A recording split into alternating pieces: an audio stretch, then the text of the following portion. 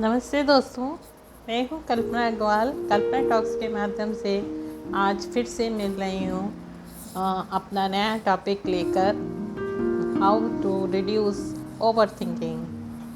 कुछ देर हो गई मुझे अपना वीडियो बनाने में। आप लोग भी समझ सकते होंगे, रक्षाबंधन का त्यौहार था, कुछ मेहमानों के आ जाने से कुछ व्यस्त हो गई थी। आपने भी रक्षाबंधन बनाया होगा, आपका सेलिब्रेशन अच्छा गया होगा, ऐसी आशा करती हूँ मैं।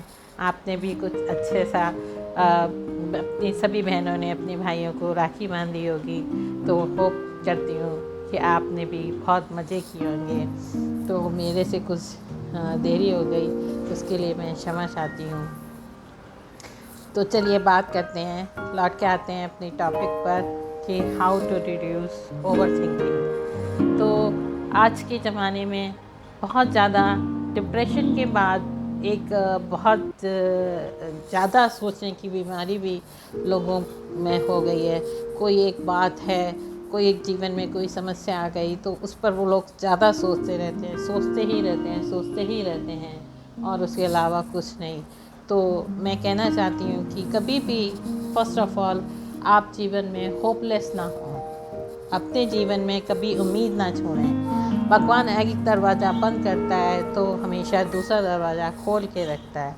ऐसा ना सोचें कि मेरे साथ क्या हो गया, ये कौन सी गलती भगवान ने, मैंने क्या गलती कर दी, मेरे ही साथ क्या हो गया। ज़िंदगी अगर ऐसे मेरी ऐसी ही चलती रहेगी तो क्या होगा, मेरी ज़िंदगी बर्बाद हो गई, अब तो मेरा जीवन समस्याओं से घिरा पड़ा है, अब मैं क्या करूँगी या क्या करूँगा, मैं तो जीवन भर ऐसे ही रहता रहूँगा। ऐसा नहीं सोचना चाहिए, क्योंकि ज़िंदगी में अगर भगवान कोई समस्या देता है तो उसका हल भी देता है।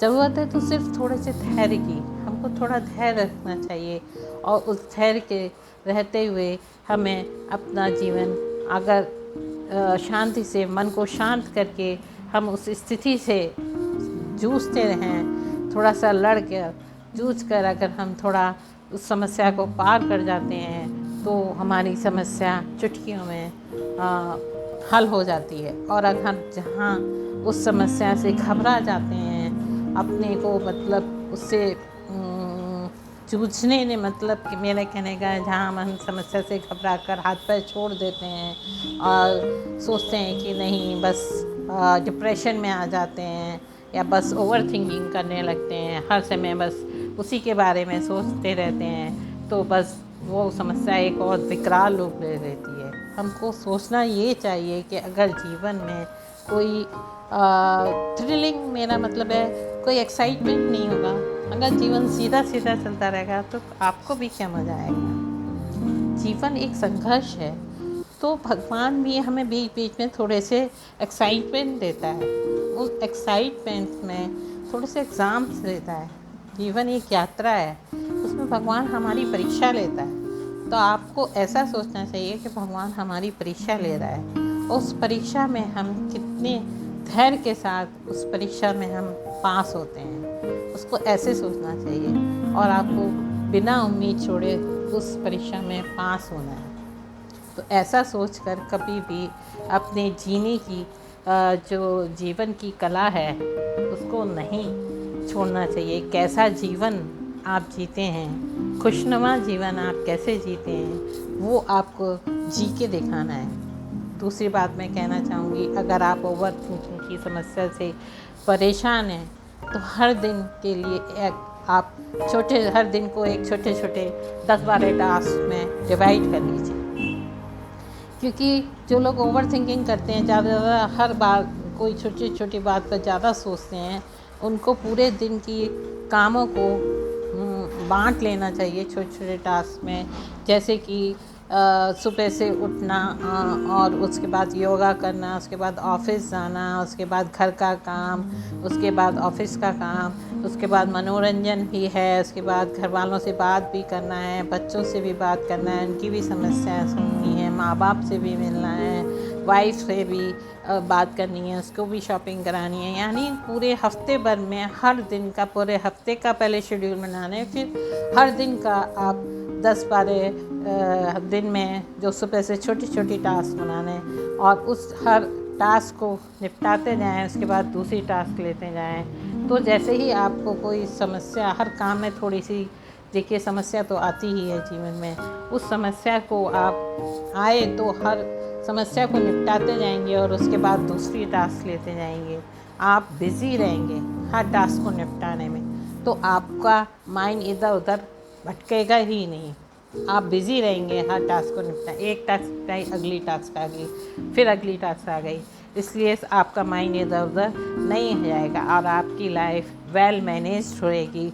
आपको पास ओवर थिंकिंग के लिए टाइम ही नहीं बचेगा। अगली बात मैं कहना चाहूँगी, अगर ओवर थिंकिंग की बहुत ज़्यादा समस्या है तो आप इस समस्या को एक गॉड गिफ्ट समझिए, गॉड का गिफ्ट समझिए।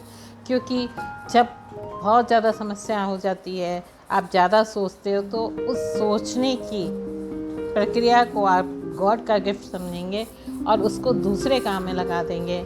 यानी जब आप सोचना है, अच्छी बात है, अगर आप सोच रहे हैं, देखिए कोई एक चीज़ है, उसी से हम कोई अच्छा काम भी कर सकते हैं, उसी से आप बुरा काम भी कर सकते हैं। एक चाकू है, इससे हम सब्जी भी काट सकते हैं और किसी का मर्डर भी कर सकते हैं। तो वो चाकू बुरे काम के लिए नहीं बना है केवल। उसी तरह से सोचना, अगर ओवर थिंकिंग आप कर रहे हैं तो आप उसको क्या करिए, जब भी आपके सामने ओवर थिंकिंग की समस्या आए तो आप उसको एक कोई टॉपिक पकड़ लीजिए जो भी आपके इंटरेस्ट का हो, धार्मिक, सामाजिक, ऐतिहासिक और या राजनीतिक, और उस पर आप रिसर्च करना शुरू कर दीजिए। और उस रिसर्च पर आप पेन कॉपी लेकर आप नोट करते जाइए। देखिए आपकी कितनी नॉलेज बढ़ती है। आप नेट से सर्च करिए। आपको किताब पढ़ने का शौक़ नहीं है, किताब नहीं पढ़ना चाहते हैं तो मत पढ़िए। देखिए आपका कितना ज्ञान बढ़ जाएगा। आप ये करेंगे, आप उसके बाद फिर मुझे याद करेंगे, आप सोचेंगे, अपने आप को सोचेंगे, देखेंगे और कहेंगे क्या मैं वही व्यक्ति हूँ जो पहले था। निश्चित रूप से आपका ज्ञान बहुत बढ़ जाएगा, आप बहुत ऊंचे ज्ञान की तरफ बढ़ चले जाएंगे और आपका दिमाग भी डाइवर्ट हो जाएगा। तो इसलिए अपने माइंड को डाइवर्ट करना सीखिए। जब भी आपको ओवर थिंकिंग की समस्या परेशान करे, आप अपना माइंड डाइवर्ट कर दीजिए और किसी भी तरफ एक टॉपिक पकड़ कर उस पर रिसर्च करिए। अगली बात मैं कहना चाहूँगी कि अपने नज़रिए को बदलिए। हमारा नज़रिया क्या है कि हम जो सोचते हैं हमको वही मिलना चाहिए और फिर हम परेशान हो जाते हैं। हमने सोच रखा है कि हमको सब कुछ अच्छा ही अच्छा मिलना चाहिए। जो हम सोच रहे हैं हमारे मन मुताबिक होना चाहिए। जैसे एक बच्चा होता है ना, वो सोचता है कि जो हम माँ बाप से जिद कर रहे हैं वही हमको मिलना चाहिए। ऐसे ही हम भी सोचते हैं कि हम भगवान से जिद करें, जो हम चाहते हैं वही हमको मिले। अब जैसे मौसम है, बदलता है, तो ठंड है तो ठंड में अगर हम सोचें कि हमें गर्मी मिल जाए तो वो कैसे मिल जाएगी? नहीं मिलेगी ना। हमारा दिमाग भी है, वो दिमाग एक मौसम की तरह है। दिमाग के अंदर जो है, अगर गर्मी है तो गर्मी में कभी गर्मी जैसी बात करती है, कभी गुस्सा आ जाता है, कभी ठंड चलती है तो वो उसी तरह की बात, कभी डिप्रेशन हो जाता है तो उसी तरह से बात करता है ना हमारा दिमाग। तो मौसम जो है बदलता रहता है। अगर बाहर बारिश हो रही है तो अंदर थोड़ी ठंडक हो जाती है, तो हम सोचें कि उसमें अगर अंदर भी बारिश होने लगे तो वो नहीं हो सकती। इसलिए हमको थोड़ा अपना नज़रिया बदलना पड़ेगा। जैसे कि अब बहुत सारे मैं वीडियो जैसे बनाती हूँ तो कई लोग कहते हैं मुझसे कि आपने तो मेरे ऊपर ही वीडियो बना दिया। तो मुझे लगता है कि नहीं, मैं उनसे कहती कि नहीं, मैंने आपके ऊपर तो नहीं बनाया।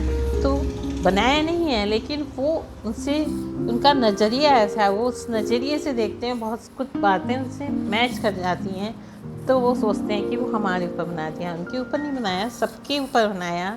एक नॉर्मल बिहेवियर आदमी का होता है, उसके ऊपर बनाया, लेकिन उनका नज़रिया ऐसा होता है कि उनको लगता है कि हमारे ऊपर ही बना दिया। तो उसी तरह आप मौसम को पकड़ तो नहीं सकते।